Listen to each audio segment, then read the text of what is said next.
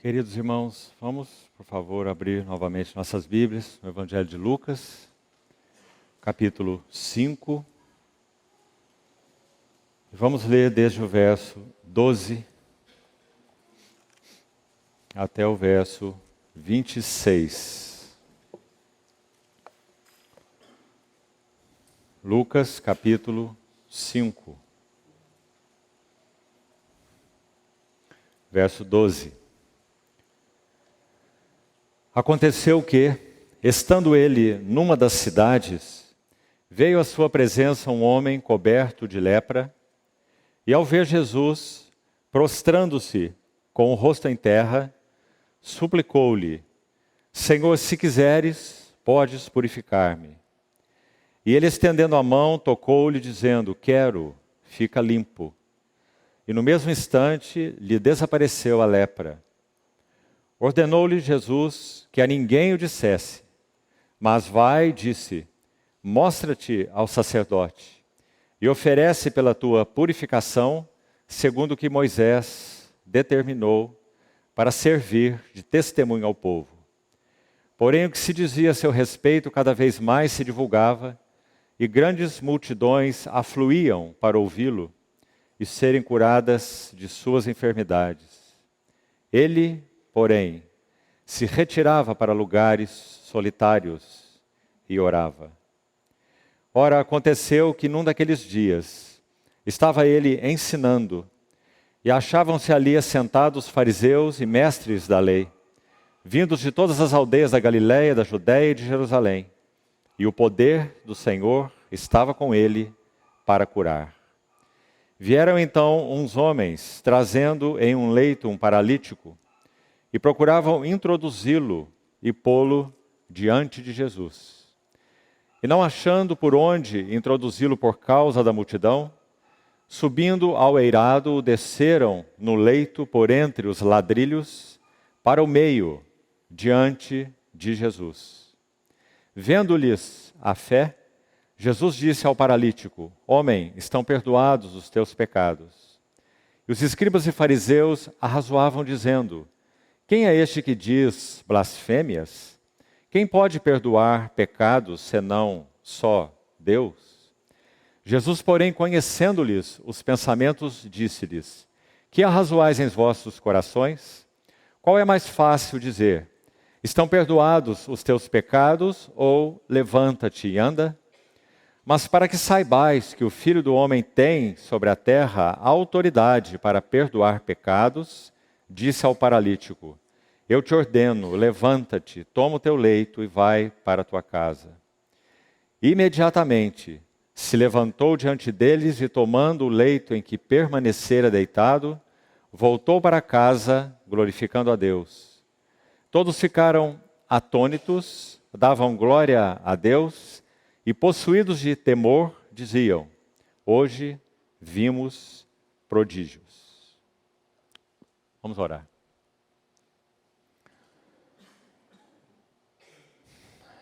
Amado Pai Celestial, com quanta gratidão e alegria nos reunimos nessa noite com Tua palavra aberta diante dos nossos olhos. Muito obrigado porque realmente ela é lâmpada para os nossos pés e luz para os nossos caminhos. Muito obrigado porque ela é mais do que letra. Obrigado por ter sido ela soprada pelo Teu bendito Espírito Santo e é palavra viva e eficaz, porque Tu és o Deus vivo. Assim te suplicamos, ó bendito Espírito Santo, que uma vez mais neste tempo de comunhão em torno da pessoa do Senhor Jesus, Tu mesmo sopres uma vez mais sobre a Tua palavra, para que ela seja viva aos nossos corações, pessoal, direta, que o Senhor nos fale de modo individual e de modo coletivo. Assim nós entregamos Tua palavra lida nas Tuas mãos. Fala-nos ao coração, unge-nos, e assim nós, confiados no nome do Senhor Jesus, pedimos essas coisas. Amém. Meus amados irmãos, vamos fazer uma pequena retrospectiva do que falamos até aqui, singela, porque realmente vamos seguir nessa noite para o terceiro estágio desse caminho de preparação do Senhor para que odres novos sejam adequados para o vinho novo. Volte, por favor, sua Bíblia, uma folha comigo. Nós comentamos com os irmãos que o capítulo 3 de Lucas, apenas para que você visualize novamente, os versos 21 e 22 especificamente, que registram o batismo do nosso Senhor Jesus, explicitam para nós o vaso ou odre, para usar a palavra do capítulo 5, parte final de Lucas, o odre no qual Deus tem todo o seu prazer. Os irmãos se lembram que nós dissemos que o capítulo 2 de Lucas, se você quiser consultar aí, ainda anterior, Lucas 2, verso 14, quando aquele anjo se mostra àqueles pastores para anunciar o nascimento do nosso Senhor Jesus em Belém, o verso 14, depois de dizer que uma multidão da milícia celestial louvava a Deus, então o verso 14 diz o que eles diziam. Lucas 2, 14, diz assim, 3 coisas.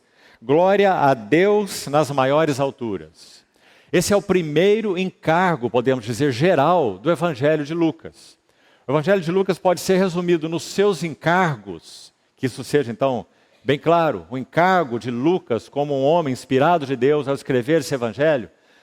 Os encargos dele podem se resumir nesse único versículo. O primeiro encargo de Lucas é que tudo o que ele escrevesse realmente redundasse nisso que ele registrou nessa palavra da milícia celestial aí, nesse verso 14. Glórias sejam dadas a Deus nas maiores alturas. Esse é o propósito da encarnação do Verbo. É por isso que Lucas gastou 2 capítulos que nós levamos, se não me engano, 22 reuniões, mensagens, para compartilharmos 2 capítulos. Por causa da importância, beleza, profundidade do que Lucas, e somente Lucas, registra naqueles 2 capítulos. A concepção, a preparação primeiro, a aparição do anjo a Zacarias, falando sobre João Batista, depois a Maria, depois a visita a Isabel, depois o cântico de Simeão, a palavra de Ana, enfim, o nascimento do Senhor no capítulo 2, como ele ocorreu, o coro dos anjos, toda essa maravilha apenas descrita por Lucas. Qual o significado disso? Glória a Deus nas maiores alturas. Esse é o propósito, então, da encarnação do Verbo. Segunda frase, diz assim, paz na terra. Você está vendo aí? Lucas 2,14. Essa frase, segundo Lucas, resume a segunda parte, podemos assim dizer, do encargo dele nesse evangelho.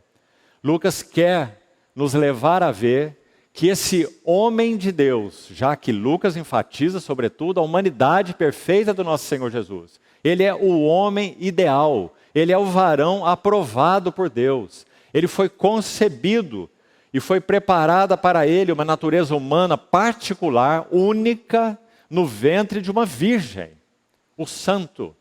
Então Lucas apresenta esse homem como o único que poderia trazer isso que ele descreve em segundo lugar nesse verso 14.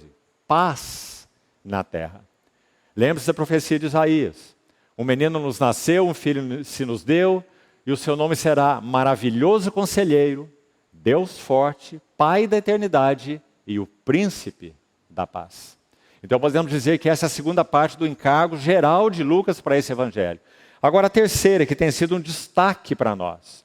Na nossa tradução Revista Atualizada, que você também tem aí, diz assim, entre os homens a quem ele quem? Deus. Entre os homens a quem Deus quer bem. Mas na verdade é uma tradução, claro que correta, né? Mas bastante limitada. Porque o sentido específico, nós já comentamos e vou repetir, é Deus busca o seu prazer entre os homens.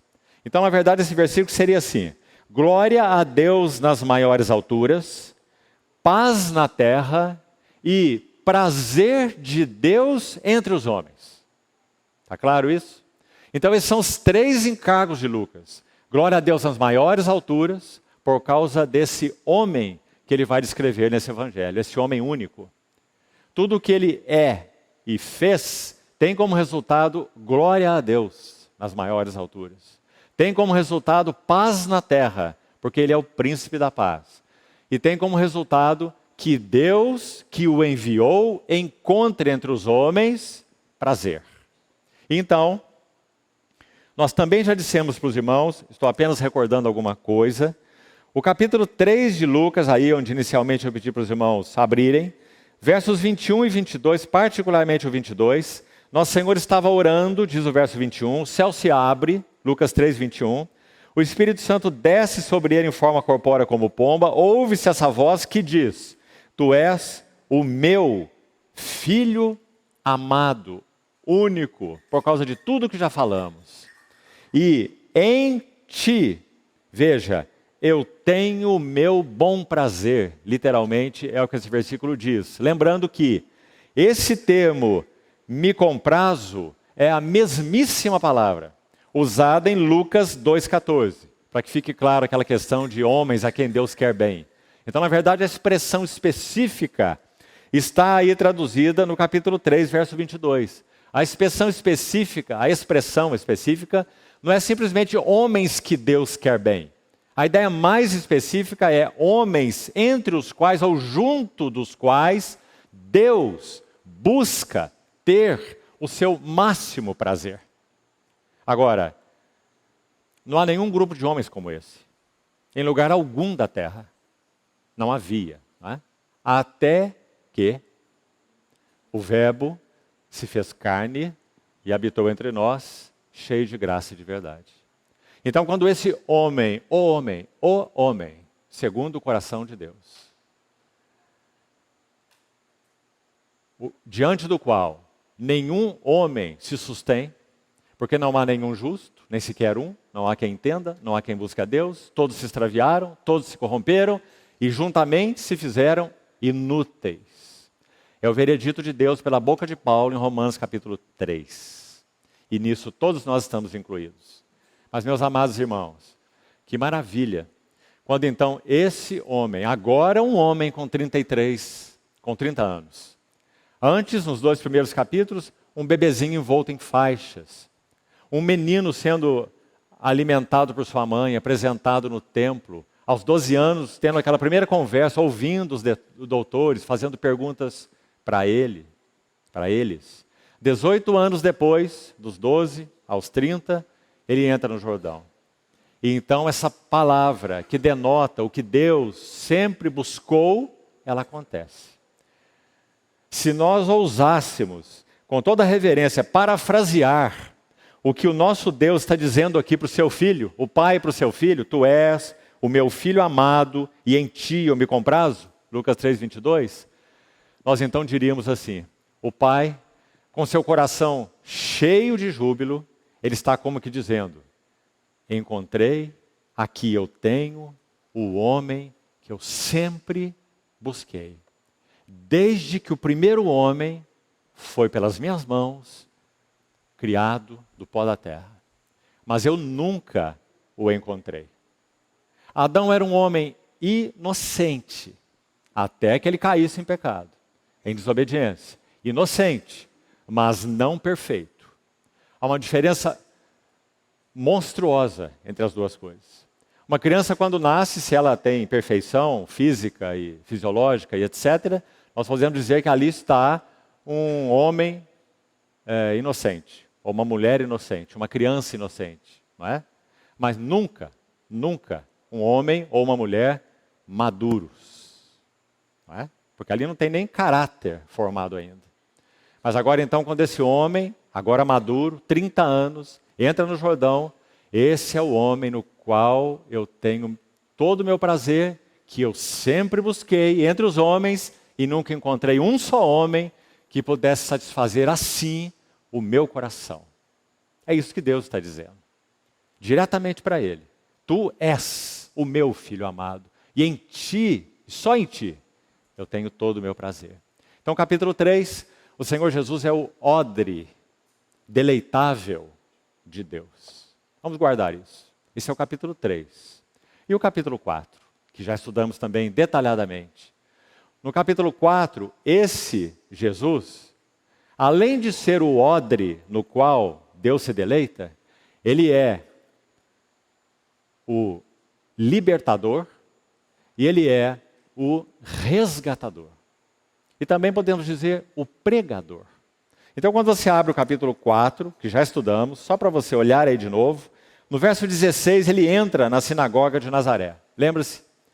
E ele toma, ou o assistente lhe entrega o rolo do livro de Isaías, e ele encontra o texto onde estava escrito, Isaías 61, o Espírito do Senhor está sobre mim, e ele me ungiu para então realizar o que está escrito aí. Pregar libertação aos cativos, evangelizar os pobres e curar os oprimidos e etc. Então ele é o pregador, ele é o libertador, ele é o resgatador. Esse odre deleitável de Deus do capítulo 3 também é o odre resgatador, é o odre libertador, é o odre pregador. Quando ele abre a palavra e diz que tudo, usando Isaías, ele está dizendo em outras palavras que tudo que os profetas disseram a respeito desse Messias que viria se cumpria, estava se cumprindo hoje, é a palavra que ele usa ali em Lucas 4, hoje se cumpriu diante dos vossos olhos essa palavra. Não é uma declaração ousadíssima? Ele está dizendo, eu sou o Messias. E no capítulo 5, finalmente, onde nós estamos, o que nós temos? Por que nós dissemos que no capítulo 3 ele é o odre deleitável de Deus? Porque se você for ao final do capítulo 5, e precisamos disso aqui, para reintroduzirmos nosso assunto e darmos então o próximo passo, nós dissemos que esse texto termina com, talvez, a primeira parábola que o nosso Senhor Jesus proferiu. Essa, segundo muitos comentaristas, foi a primeira de todas as parábolas que o Senhor proferiu. Sabe o que isso significa?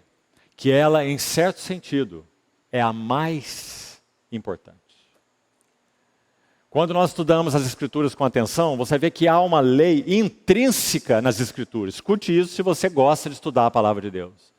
Todas as vezes que a Palavra de Deus menciona uma primeira ideia, um primeiro conceito, uma primeira verdade, a primeira vez, então você tem o princípio e a base para tudo que será dito depois naquele tema.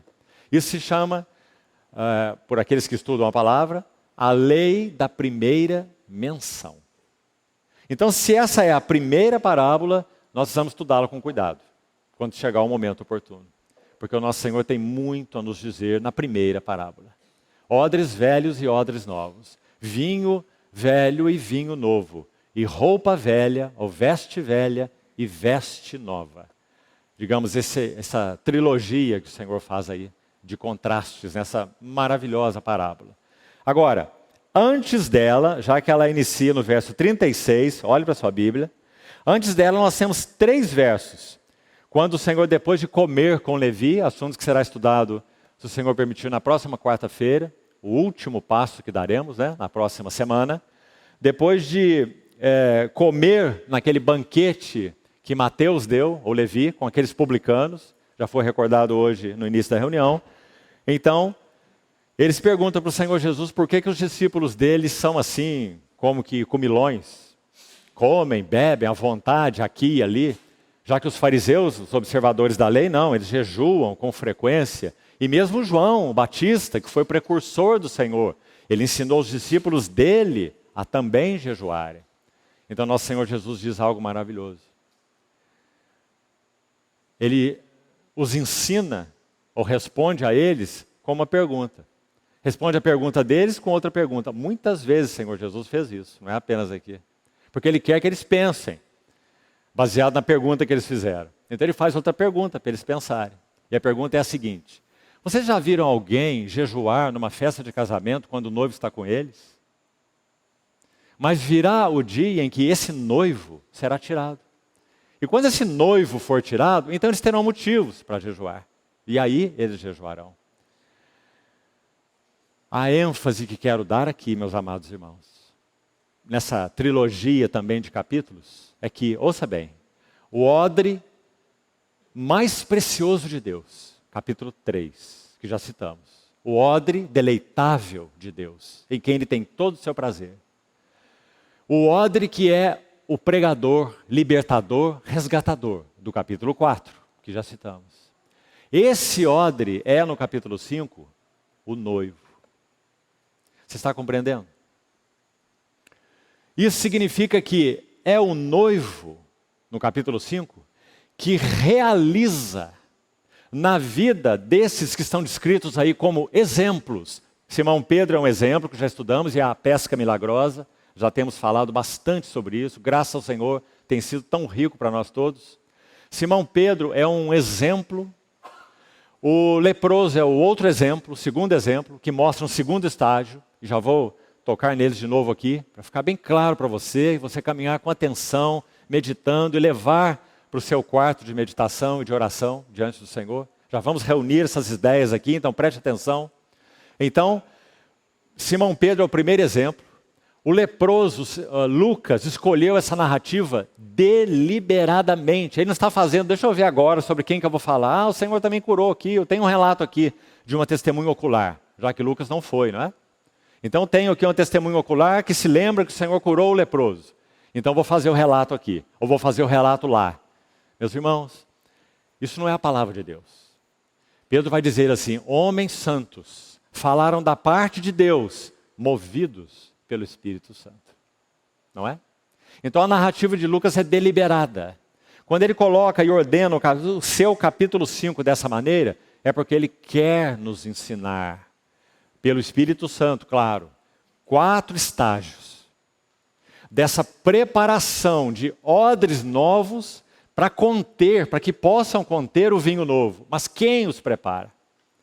O noivo. O odre deleitável de Deus, do capítulo 3, é o pregador, libertador, resgatador, do capítulo 4, e é o noivo, do capítulo 5. Ele se chama de noivo. Para você ver, já citei, mas queria que você olhasse, olha o verso 34 desse capítulo 5. Jesus, porém, lhes disse, podeis fazer jejuar os convidados para o casamento enquanto está com eles o noivo. Será que o Senhor poderia ser mais claro do que isso naquele banquete? Ele está dizendo, meus discípulos, eles usam uma metáfora aí óbvia, né? Meus discípulos são meus convidados. Eu sou o noivo e eu estou com eles. Quando eu for tirado deles, sim, eles irão jejuar. Então nosso Senhor se autodenomina o noivo. Não é uma denominação maravilhosa? Você se lembra que João, o Batista, também se referiu a ele como noivo? Quando perguntaram para ele quem ele era, se ele era o Messias, se ele era o Cristo, ele diz, eu não sou o noivo, eu sou o amigo do noivo. Então, fica com essa sequência para você, capítulo 3, 4 e 5. E sabe por que o 5 é o clímax? Claro, porque o 5 apresenta como o noivo, aquele em quem Deus tem todo prazer e aquele que então prepara os odres, porque ele é o centro da afeição deles. Por isso ele se denomina noivo. O noivo é o centro da afeição e da devoção da noiva. Tudo para o que a noiva olha é para o seu noivo, deveria ser. Muito mais do que para as coisas, para a festa, para os convidados, para a cerimônia, para os enfeites, não é? Sobretudo ela olha para quem é o centro, o foco dos seus afetos e da sua devoção. Então, concluindo essa introdução, o capítulo 5 põe uma coroa até aqui. O odre do capítulo 3, o pregador, o resgatador, o libertador, mas agora, sobretudo, o noivo. E ele vai preparar esses vasos citados aí. Pedro, o leproso, o paralítico e Levi, Mateus, o publicano, certo?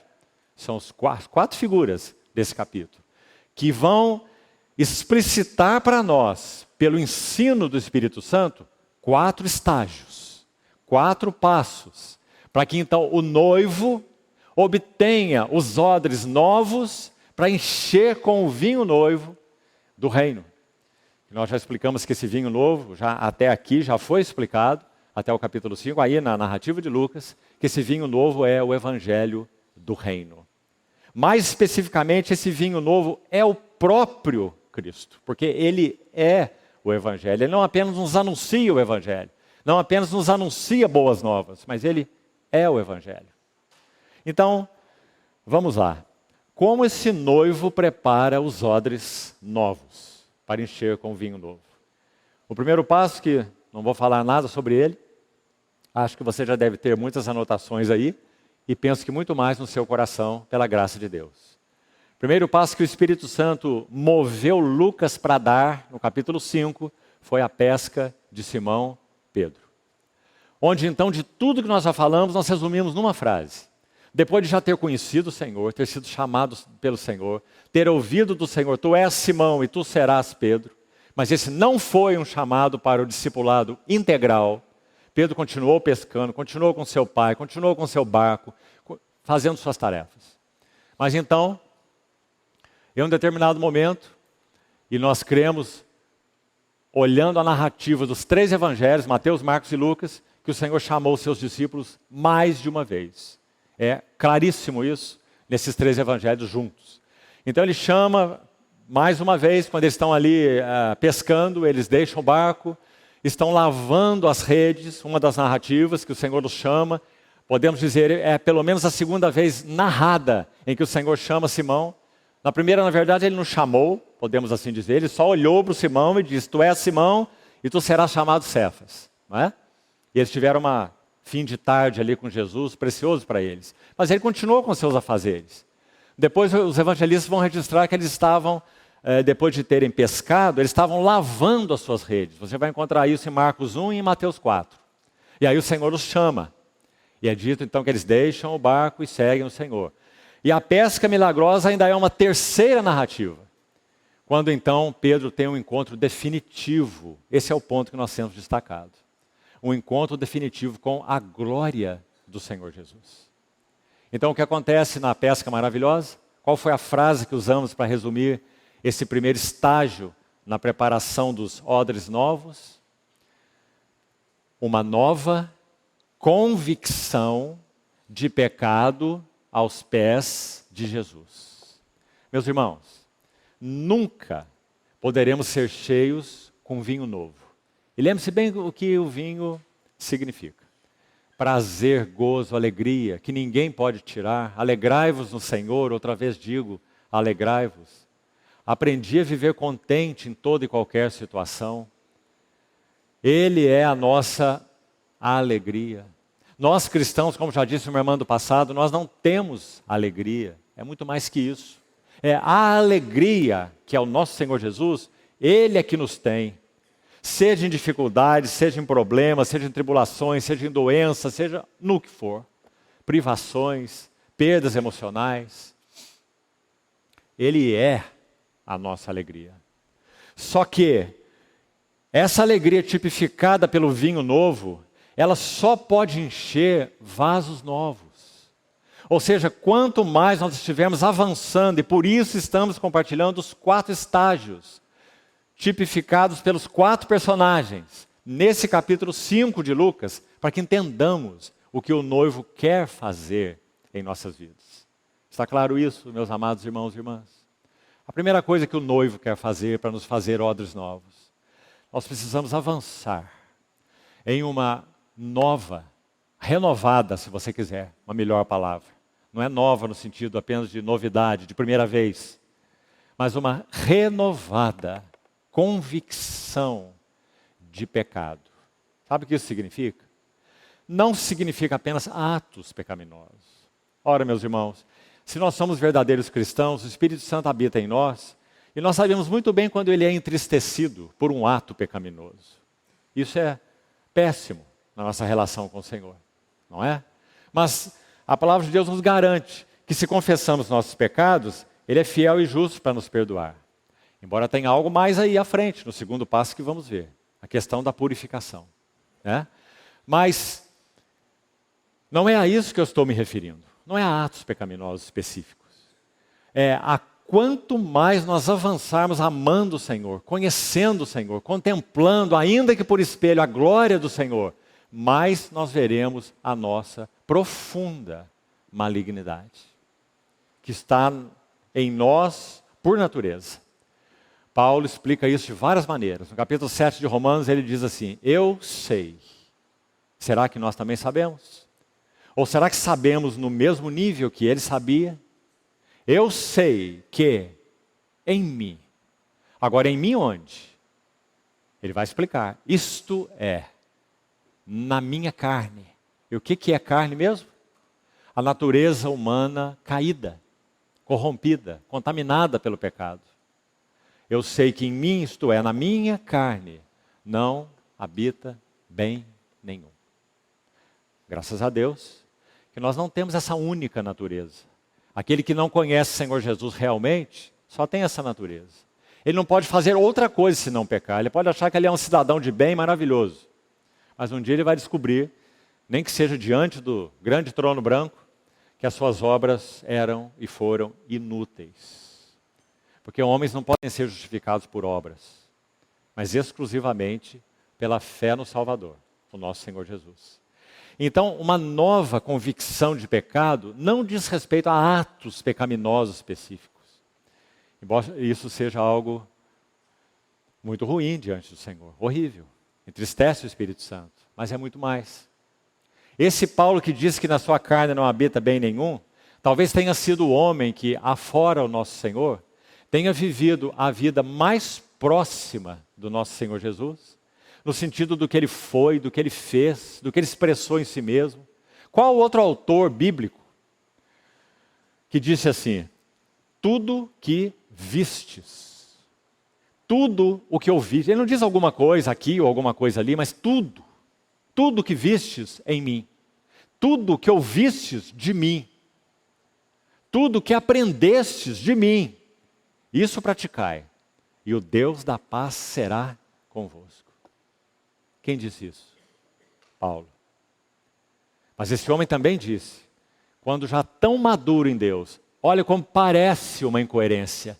Se soar incoerência para você, é porque você ainda não conhece esse caminho de uma nova convicção de pecado. Quando esse homem maduro de Deus, que disse que ele era um modelo vivo da graça de Deus, vivendo uma vida santa para Deus, dizendo eu sou um imitador de Cristo, então vocês olhem para mim e me imitem também. Porque 1 Coríntios 11, 1, sede meus imitadores. Ele vai dizer, como eu também sou de Cristo. Não é uma ousadia maravilhosa, irmãos? Uma santa ousadia? Você diria isso de você mesmo? Para todos os seus irmãos? Para as pessoas do mundo, todas que você conhece? Olhem para mim, me imitem e andem, falem, vivam como eu vivo. Você diria? Espero que você possa dizer, como Paulo.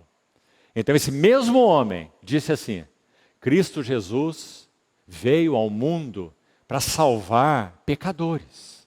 E deles, eu sou o príncipe, o principal.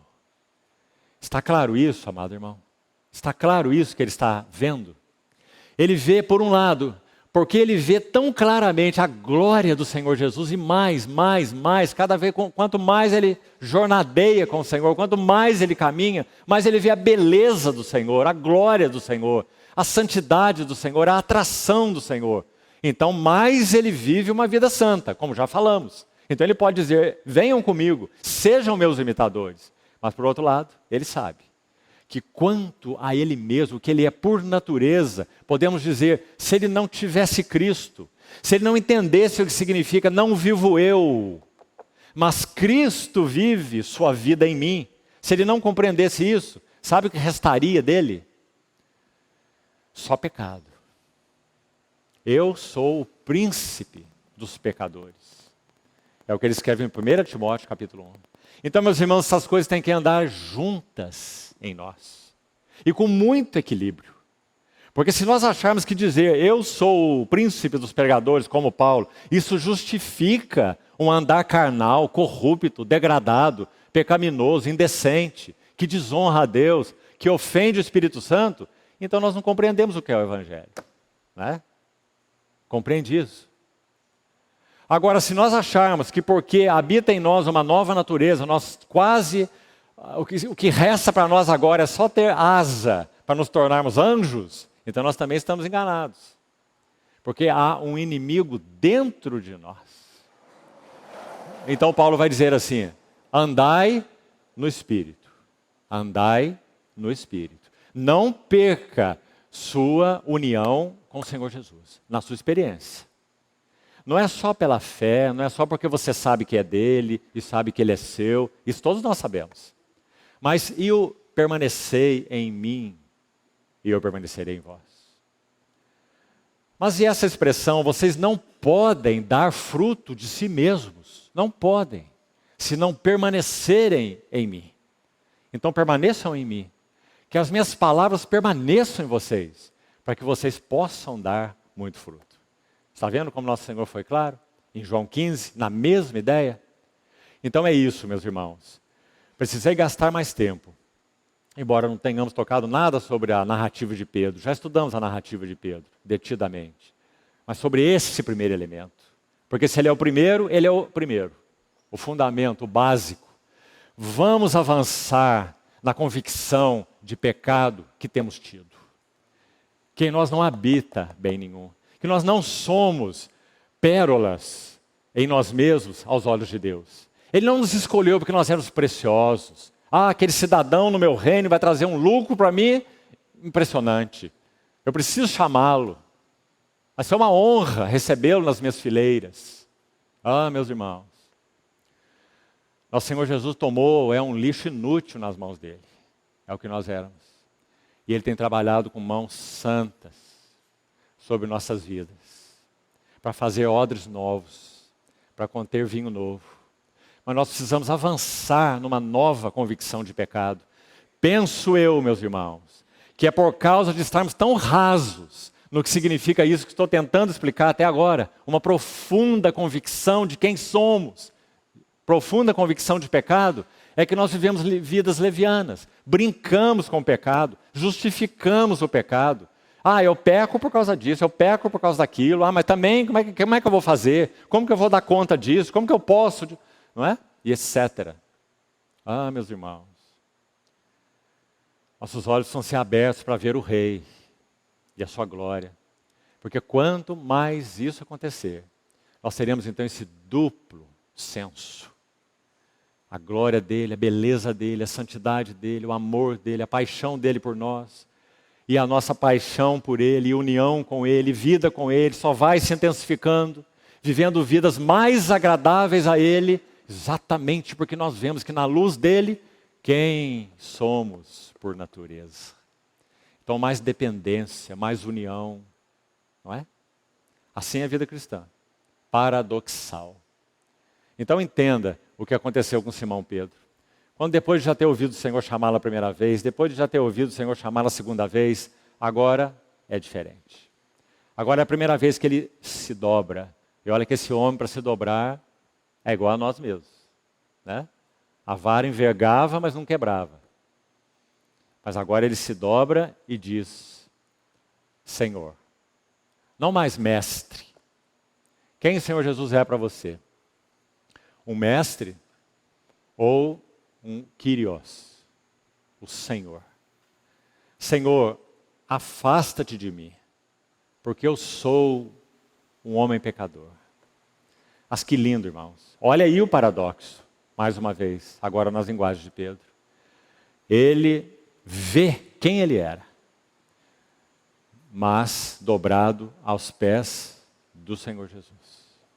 Ele não vai deixar o Senhor Jesus se ausentar dele. Embora ele diz, ausenta-te de mim. Paradoxal, não é? Então ele vê a santidade do Senhor, ele vê a pecaminosidade dele, mas ao invés dele se afastar do Senhor, é isso mesmo que o atrela ao Senhor. Por isso que mais tarde ele vai dizer, só tu tens as palavras da vida eterna, tu és o Santo de Deus, e para quem iremos nós? Então esse é o primeiro passo que já demos. Vamos para o segundo e o terceiro. Vamos ter tempo para os dois ainda essa noite, se o Senhor permitir. O segundo nós também já estudamos. Restou apenas uma ou duas notas que não foi possível na quarta-feira anterior. Então, olha aí para a sua Bíblia de novo, por favor. Lucas capítulo 5, versículo 12. Nosso Senhor cura esse leproso. Já estudamos os detalhes. Eu queria retomar aqui o verso 13. Quando então o Senhor estende a sua mão, Depois o leproso dizer: Senhor, se quiseres, podes purificar-me. Final do verso 12. O Senhor estende a sua mão, o toca, e esse toca é maravilhoso, porque o Senhor está tocando alguém que ninguém tocava, tocando alguém que representa em si mesmo tudo que o pecado é, também já falamos, insidioso, sutil, já falamos isso também, né? Que vai então avançando dessa forma sutil, lenta, mas progressiva, profunda, séria, até se tornar uma contaminação geral, degradante, degenerante. Essa é a lepra. E é a figura bíblica mais precisa sobre o pecado. Uma coisinha aqui, uma coisinha lá, uma fugidinha daqui, uma escapadinha de lá, um programinha daqui, um livrozinho daqui, não é? Uma conversação ruim de lá, lepra. E ela vai tomando pontos no nosso corpo. E vai contaminando. E vai trazendo um mau cheiro horrível. Se você lê Levítico, o leproso tinha que cobrir seu corpo inteiro. Era por causa do mau cheiro. Ele tinha que desgrenhar os seus cabelos. Ele tinha que ficar apenas com seu olho de fora e parte da boca. E se alguém se aproximasse dele, ele teria que dizer uma frase terrível. Eu sou um homem imundo. Para que ninguém se aproximasse dele. Meu irmão, irmã, você já compreendeu que esse leproso é você? Já? Eu sou um homem imundo. Mas graças a Deus, quando ele se achega ao Senhor, ele diz: se quiseres, tu podes me purificar. Então nosso Senhor estende a mão e o toca. O santo na lepra. O santo que toca o imundo. Graças a Deus. Tão grande salvação. E não apenas o toca, mas ele diz: eu quero. Será que também já temos ouvido o Senhor dizer isso para nós? Eu quero te purificar. Fica limpo. Meus irmãos, esse quero tem dois aspectos. Vou passar brevemente por eles. O primeiro é o aspecto objetivo. Isaías 53, 5 diz que o nosso Senhor já carregou sobre o madeiro os nossos pecados. Diz que aquele que não conheceu o pecado foi feito pecado por nós. Paulo diz em 2 Coríntios 5. Na linguagem de Isaías, ele carregou as nossas iniquidades e levou com os nossos pecados. Então, esse é o aspecto objetivo. Isso foi feito na cruz do Calvário. Se cremos nele, essa purificação, no sentido dele olhar para nós não mais como imundos, já é um fato para nós. Por isso Paulo começa todas as suas cartas chamando os crentes de quê? De imundos ou de santos? Santos. Santos, irmãos. Então, digamos, essa é a purificação objetiva. Graças a Deus por ela. Maravilhosa bênção. Ele nos vê através do santo, do Senhor Jesus. O Senhor não nos vê assim. O Senhor nos vê assim. Através do seu santo, do seu justo. Porque nós estamos em união com Ele, porque nós cremos nele, pela graça de Deus. Não é? Mas isso é objetivo, irmão. Você compreende o que significa isso, ser objetivo? Ele quer fazer muito mais do que isso em nós. Ele quer realizar uma purificação agora subjetiva. Certo? E na lepra não há nada de objetivo. A lepra é totalmente subjetiva. Então a figura aí não se aplica a essa purificação objetiva, não serve para isso. Porque nós estamos tendo um exemplo vivo de alguém que é imundo e que está lá com lepra da cabeça, do alto da cabeça na planta dos pés. Lucas usa um termo que tem raiz médica aqui, para dizer que esse homem estava coberto. Só Lucas escreve assim, os outros evangelistas não, nem Mateus nem Marcos. Lucas vai dizer que ele estava coberto de lepra, da cabeça aos pés. Então, a purificação é totalmente subjetiva. Ou seja, o Senhor quer entrar em cada canto, em cada antro que seja do nosso coração com essa palavra. Eu quero, fica limpo. Eu quero, fica limpo. A questão é o quanto nós temos experimentado isso na nossa vida mental, pensamentos, motivações, sentimentos, percepções, relacionamentos. Quantas áreas, meus amados irmãos, imaginações. Quantos jovens compartilharam suas vidas comigo, porque essa também foi minha experiência. Tomo a liberdade de te dizer, irmão, jovem, para o teu encorajamento. Quando eu era um jovem cristão, me converti tão cedo, pela graça de Deus, como fui atormentado por pensamentos de toda espécie. Pensamentos blasfemos contra Deus, já tendo me convertido, pensamentos impuros, sonhos impuros, quanta impureza. A ponto de, numa infância espiritual de um adolescente convertido, achar que eu nem mesmo tinha me convertido. Como poderia me converter com uma situação dessa na minha cabeça, na minha mente? E usei essa figura muitas vezes para muitos grupos de jovens, para tentar entender a agonia. Tinha dias que a minha vontade, se fosse possível, era descoxar minha cabeça do corpo, deixar a cabeça lá no cantinho da casa e sair sem ela, para ver se eu saía em paz de casa. Pensamentos confusos, discordantes, impuros, fantasias e tudo mais. Mas aquele que estende a mão sobre nós, ele diz, eu quero, fica limpo. Ele então pede que nós estendamos nossas mãos para ele, para que ele possa ir entrando conosco em cada um dos cantos sujos do nosso coração e purificando. Mas a grande questão é, nós queremos. Por que será que o Senhor encontra um homem profundamente adoecido, carente diante dele, e ele faz a pergunta assim para esse homem? João 5, o paralítico no tanque de Betesda. Nosso Senhor pergunta para ele assim, queres ser curado? Irmão, não parece a pergunta mais óbvia do mundo? Você perguntar para um homem se ele quer ser curado, ele estava na beira do tanque, aguardando o momento de ser colocado naquelas águas. Podemos dizer, o Senhor chega com essa pergunta. Parece uma pergunta tão desnecessária, não é? Ela é totalmente necessária. Sabe por quê? Alguns de nós não querem ser curados. Querem continuar vivendo como estão. Por muitos motivos. Acho que não cabe aqui entrar em alguns deles, não. O Senhor mesmo fale ao seu coração. Por que será que você não quer ser curado? Por quê?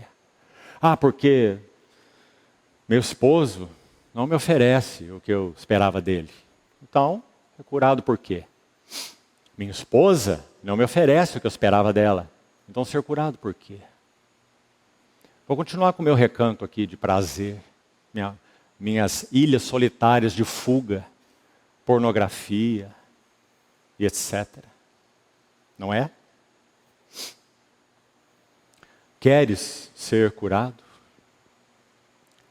Senhor, se queres, podes purificar-me, disse o leproso. E o Senhor disse, eu quero. Fica limpo. Essa é a primeira questão, meus amados irmãos. Deixe-me ler um versículo com você sobre isso, um apenas. Abra, por favor, na segunda epístola de Pedro. Segunda epístola de Pedro. Capítulo 1. 2 Pedro 1, 5. Depois que Pedro descreve, eu não vou ler, essas virtudes que devem ser associadas com a fé, começa no capítulo 5, verso 5. Segunda epístola de Pedro, capítulo 1, verso 5. Depois de descrever fé, conhecimento, domínio próprio, perseverança, piedade, fraternidade e amor, até o verso 7, olha o que ele diz no 8 e 9. Preste atenção. Porque estas coisas que já foram descritas lá em cima, fé, virtude, conhecimento, domínio próprio, tudo que já está lá. Essas coisas existindo em vós, mas não apenas existindo em vós aumentando. Presta atenção. Olha o desenvolvimento da vida da fé aí. Fazem com que não sejais nem inativos e nem infrutuosos. Duas palavras importantes. Imagina uma vida cristã inerte, inativa, que acaba sendo inócua, que não testemunha nada, não influencia ninguém, não serve de bênção para ninguém, não produz influência em nada, não é? Que coisa mais anômala seria isso. Inativos e infrutuosos, no pleno conhecimento do nosso Senhor Jesus Cristo. Então, se com diligência essas virtudes que ele mencionou aí são desenvolvidas, então nós somos ativos e frutíferos, né? No conhecimento de nosso Senhor. Mas eu queria destacar o verso 9, presta atenção. Pois aquele a quem essas coisas são aquelas mesmas escritas ali em cima. Fé, virtude, conhecimento, domínio próprio, perseverança, tudo que está ali. Fraternidade, amor. Essas coisas em quem essas coisas não estão presentes é cego. Olha aqui. O que ele quer dizer com ser cego aí? Vendo só o que está perto. Deixa eu parar aqui um pouquinho. Se a nossa relação de união com o Senhor, contemplando a glória dEle, a beleza dEle, contemplando as nossas necessidades, como já explicamos, essa vida paradoxal, bendita, e avançando em direção a Ele, numa vida de união com Ele, cada vez mais agradável a Ele. Se isso não estiver acontecendo, Pedro vai dizer, pelo Espírito Santo, que esse indivíduo é cego. Em que sentido? Ele vê só o que está perto. E essa é uma expressão interessante. Estude-a para você ver o que Pedro quis dizer. Estude-a com detalhes. O que ele quis dizer é, ele não tem uma visão espiritual mais clara. Ele não tem uma visão celestial que o governe. Ele, quem sabe, está desfrutando bênçãos aqui, bênçãos ali, um pouquinho lá, porque Deus é abençoador, Deus é bom. E ele está nesse nível, talvez o que João chama de os filhinhos, lembra? Filhinhos, vocês estão tão alegres, e que bom que estão, porque os seus pecados são perdoados por causa do seu nome. É tudo que os filhinhos conhecem, mais nada. Mas então ele avança e diz, jovens, eu vos escrevo porque vocês têm se fortalecido, vocês são fortes. A palavra de Deus tem permanecido em vocês. E vocês têm vencido, escute isso, vencido o maligno. Os filhinhos não, mas os jovens sim. E isso está falando de estatura espiritual. Você está entendendo? E aí ele vai chegar nos pais.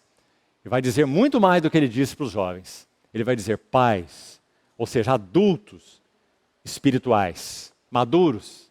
Eu vos escrevo, porque conheceis aquele que é desde o princípio. É uma frase linda, porque ele não diz é o quê? Ele só diz é. Sabe por quê? Porque ele é tudo. Nossa paz, nossa vida, nossa alegria, nosso descanso, nossa segurança, nosso gozo, nossa justiça, nossa sabedoria, nossa habilitação para servi-lo, tudo. Conheceis aquele que é desde o princípio. Irmão, se o Espírito Santo habita em você, isso não gera uma gana no seu coração de alcançar essas coisas? Ou você está vivendo para quê? Para qual propósito? O que te encanta?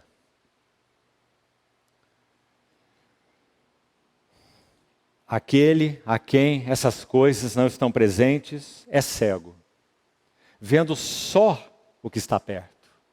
Preste atenção. Vamos pedir ao Senhor com humildade que sonde os nossos corações, para ver se nós nos enquadramos aí. Vendo só as bençãozinhas daqui, as coisinhas dali. Ah, irmãos, e essas crianças são tão inquietas. São tão inquiridoras. Querem saber sobre tudo. Querem saber sobre as bestas do Apocalipse, quer saber sobre tempos e épocas, quer saber sobre o arrebatamento, como é que vai ser, quando que vai ser, com quem vai ser. Curiosas. Crianças são muito curiosas. Vendo só o que está perto. Agora, tem uma frase mais. E aqui que entra a nota do leproso. Esquecido da purificação dos seus pecados de outrora. Compreende, querido irmão e irmã, o que essa frase quer dizer? Porque ele não está desenvolvendo sua salvação, porque ele não reuniu a sua diligência, do versículo 5, e não associou com a fé, a virtude, o conhecimento, o domínio próprio, como já explicamos, porque ele não está fazendo isso, ele não é apenas inativo, não é apenas infrutuoso, mas ele está esquecido da purificação dos seus pecados de outrora. Sabe o que Pedro quer dizer? Ele está de tal modo envolvido com essas coisas que ainda o aprisionam, que ele está esquecido de que quando ele se batizou, Pedro se refere especialmente a isso, batismo. Ali no batismo, quando ele foi imerso nas águas, ele está dando um testemunho público de que o Senhor o lavou pelo Espírito Santo. Quando ele confessa pela boca, Romanos 10, com a tua boca confessares a Jesus como Senhor e teu coração creres que Deus ressuscitou dentre os mortos, será salvo. O batismo é um testemunho disso, também, além de outras coisas. Então, Pedro está dizendo, ele está esquecido da confissão que ele fez no batismo. Ele está esquecido do significado do batismo, purificação dos pecados. Ele está esquecido da confissão que ele fez no batismo, esquecido da purificação dos pecados de outrora. Porque ele está andando e vivendo nos mesmos pecados, mesmo que professe ser um cristão. É isso o que Pedro está dizendo. Você vê a importância, irmão, da purificação, realizada em nós pela ação bendita do Espírito Santo? Então essa é a nota aí sobre o leproso que eu gostaria de destacar, que não foi tocada na reunião anterior. Vamos avançar um pouquinho mais, temos ainda mais 5 minutos até às 9h30, eu gostaria de encerrar mais pontualmente. O capítulo 5, verso 16, por favor, volte lá de Lucas, ele encerra com uma frase maravilhosa, que diz assim, Lucas 5,16, abra lá de novo, por favor. Ele, porém, Jesus, se retirava para lugares solitários, e agora temos uma nota aqui, depois da vírgula, e orava. Além de Lucas descrever para nós que Jesus é o varão perfeito de Deus, é o sacerdote segundo o coração de Deus, que também já enfatizamos essa nota, que é de Lucas, o homem sacerdote perfeito. Lucas vai nos dizer que Jesus era um homem também cheio do Espírito Santo. Essa é uma outra nota especial de Lucas, porque ele está enfatizando a humanidade de Jesus, um vaso humano, não super-homem. Então ele vai dizer que esse homem, assim como nós devíamos ser, ele é cheio do Espírito Santo. Mas Lucas faz mais uma nota ainda, e é essa aqui. Só Lucas vai enfatizar dessa maneira, nenhum outro evangelista, que Jesus Cristo era um homem de oração. E sabe, irmãos, o que entendo então que devo fazer aqui? Para que nós não atropelemos nada? Vamos deixar esse assunto do paralítico para a próxima reunião. E vamos examinar nos minutinhos poucos que temos. São as 7 referências. Eu vou passar rápido por elas. 7. Interessante serem 7. É um dos números na Bíblia que apontam para a plenitude, ou para a perfeição do varão perfeito. 7 vezes, Lucas vai mencionar que Jesus era um homem que orava. Um homem de oração. E queria que você visse comigo, então. Vamos ficar por aqui hoje. E confio que o Senhor continuará nos dando graça para seguirmos com o terceiro passo na próxima reunião. Capítulo 3, verso 21. Manuseie sua Bíblia rapidamente, por favor. Quando Lucas registra o batismo de Jesus, ele diz, e aconteceu que, ao ser todo o povo batizado, também o foi Jesus. E estando ele a orar, apenas Lucas escreve isso. Estando ele a orar, o céu se abriu. Você vai ver que cada versículo traz uma narrativa maravilhosa para nós, um ensino maravilhoso do que significa ser um homem ou uma mulher de oração. Veja, Jesus estando, um gerúndio aí, ele estava em um ato contínuo de oração e então o céu se abriu. Importante. Você quer que o céu se abra sobre você? Então ore. Então seja um homem e uma mulher que oram. Não apenas 30 minutos por dia lá no seu quarto fechado. Isso é muito importante. O tempo a sós com Deus, a solitude com Ele. Mas aprenda a viver uma vida de oração. Não permitindo que nada te separe do Senhor em nenhum momento. Porque orar é andar com Deus. Sobretudo. Orar é manter companheirismo com Deus. Então, estando ele a orar, o céu se abriu. Olha que correlação maravilhosa. O céu pode se manter fechado para nós. se nós não aprendemos o que significa viver uma vida de oração. A segunda menção é essa que nós lemos, 5,16. Lucas 5,16. Imagine, multidões, diz o verso 15, afluíam para ouvir Jesus. Ah, meus irmãos, se fosse com muitos pregadores de hoje, que coisa, qual será que seria o comportamento deles? Enquanto essas multidões afluíam para ouvir Jesus, sabe o que ele fazia? Se esquivava delas. Ia para lugares solitários. Olha aí o que está escrito. E orava. Sabe por que ele orava? Porque ele precisava conhecer especificamente quais seriam os próximos passos de Deus para preparar os odres novos. Por isso que ele orava. Ele passou uma noite inteira orando para chamar 12 vasos, por exemplo, os seus 12, não é? Sendo que no meio deles, um deles era o traidor, para cumprir sua missão também, segundo a profecia, inclusive, não é? Então, por que esse homem, no meio da narrativa, 2 estágios já foram avançados aqui? Convicção de pecado em Pedro e purificação no leproso. Convicção de pecado e purificação. Guarde isso, são os 2 primeiros estágios, não é? Agora nós temos aqui um selar, como diz o salmista, né? Selar, uma interrupção, uma nota de silêncio, para começar uma nova fase da música. O verso 16 é uma pausa, depois dos 2 estágios. E diz que o Senhor se retirava para lugares solitários e orava. Ele quer conhecer, ele precisa conhecer, ele não é super-homem, ele tem que orar, ele tem que conhecer a mente de Deus, ele tem que exercer discernimento espiritual. Isso é um homem. Se não fosse assim, ele não viveria como homem. Então ele vai orar, para que então ele saiba quais serão os próximos passos que ele vai dar. E Lucas vai descrever os próximos. Paralítico e Mateus, que vamos estudar depois. Vamos lá para a terceira narrativa, rápido. Capítulo 6, verso 12. Naqueles dias, 6, 12. Naqueles dias retirou-se para o monte a fim de orar. E agora, leia aí por favor. E passou a noite orando a Deus. Não preciso nem falar nada sobre isso. O Senhor fala ao nosso coração.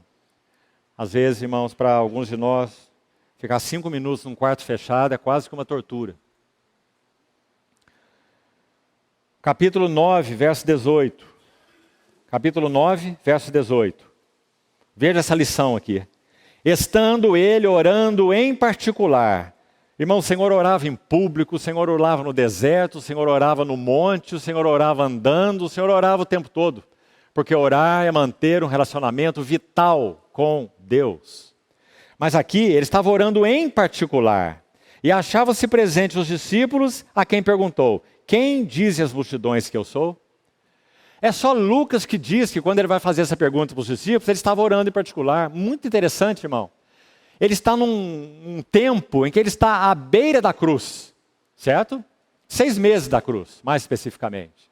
Ele está para subindo o Monte Hermon, para ser transfigurado diante dos discípulos. Ele está ali nas bandas de Cesareia de Filipe. E ele quer escrutinar os seus discípulos. Qual é o conhecimento que eles chegaram a atingir dele, de quem ele é? Então ele tem uma pergunta para fazer. Quando ele faria? Como ele faria?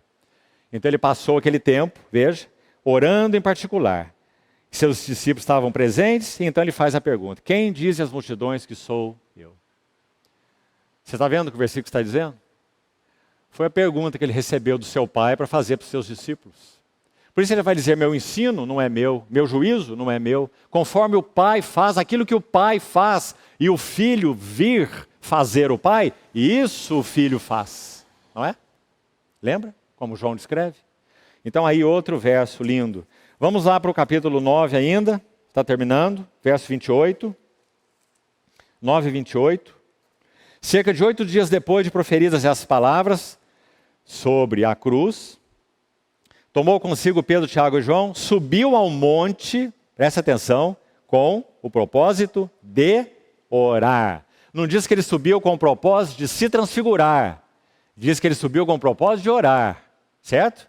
E estando ele a orar, ou a tradução revista atualizada diz: enquanto ele orava, a aparência do seu rosto se transfigurou e etc. Uma lição muito óbvia aí, não é?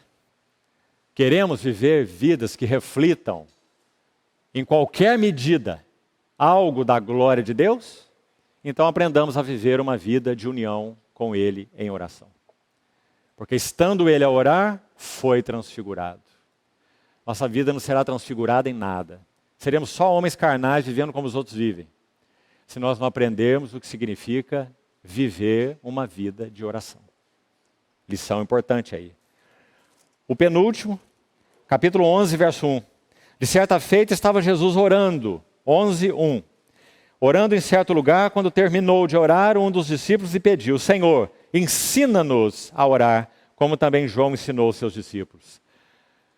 O fato do Senhor Jesus orar, a maneira como ele orava, o significado da vida de oração dele foi muito contundente para os seus discípulos. Então eles pediram ao Senhor que ensinasse a eles a orar, como criancinhas, né? Diante do seu Senhor. E finalmente, o capítulo 22, e terminamos aqui por hoje. 22, verso 41. Aqui nosso Senhor está naquele lugar tremendo chamado prensa de azeite, Getsemane.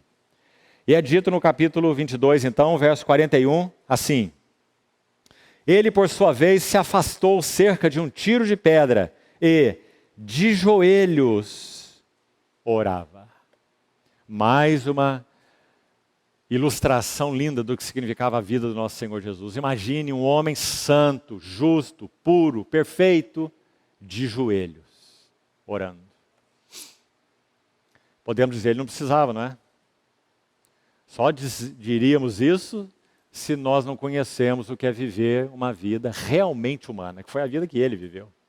Então sim, ele se dobrou de joelhos e orava. E finalmente, o verso 44, outra referência, mas dentro do mesmo evento, né? O Getsemane. 44 diz assim: E estando em agonia é um termo forte, que fala de lutas mentais severas. Você já viveu lutas mentais severas, irmão? Você sabe o que significa isso? Lutas mentais severas. É a palavra agonia usada aqui. Então, estando ele nessas lutas mentais, ele orava mais intensamente. E finalmente, e aconteceu que o seu suor se tornou como gotas de sangue caindo sobre a terra. Esses são 7 eventos narrados do nosso Senhor Jesus orando. Porque ele era um homem de oração. Para conhecer cada passo da jornada dele como o enviado de Deus, Messias. Por isso Paulo vai resumir a vida dele dizendo assim: obediente até a morte. Obediente a quem? Obediente até a morte. E morte de cruz. Louvado seja nosso bendito Salvador, nosso Senhor Jesus. Vamos orar. Próxima reunião nós seguimos então com o terceiro estágio. Querido Pai, encomendamos nas Tuas mãos a Tua palavra compartilhada nessa noite, para que pela Tua misericórdia, fidelidade para conosco, em Teu Filho, o Senhor as mantenha vivas no nosso coração. Pelo Teu favor, Senhor, não permita que saiamos daqui e nos esqueçamos, viremos a página daquilo que o Senhor tem buscado falar aos nossos corações. Ajuda-nos a todos nós, toma-nos pela mão e encoraja-nos, Senhor, a seguirmos contigo em nova e profunda convicção de pecado, em experiência mais sólida e também profunda de purificação. Leva-nos assim, Senhor, para o louvor da Tua glória. Em nome de Jesus oramos. Amém.